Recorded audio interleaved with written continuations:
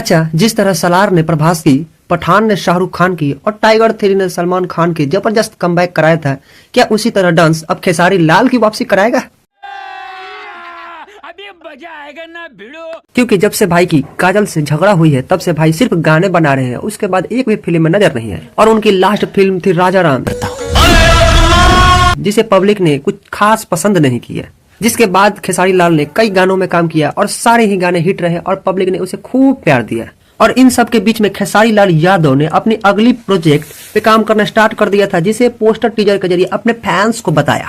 Teaser देखने के बाद ऐसा फील होता है कि जैसे साउथ के यश यानी रॉकी भाई खुद भोजपुरी इंडस्ट्री में आ गए हैं। जी हाँ, ट्रेंडिंग स्टार खेसारी लाल यादव की अगली फिल्म डांस, जिसका टीजर काफी शानदार बनाया गया है, जिसे देखकर लगता है कि भोजपुरी सिनेमा का इतिहास अब बदलने वाला है। फिल्म का नाम डांस है और डांस नाम से ही पता चलता है कि फिल्म में मारधार तो काफी होगा और शायद खेसारी लाल यादव को फिल्म में डांस नाम ही होगा।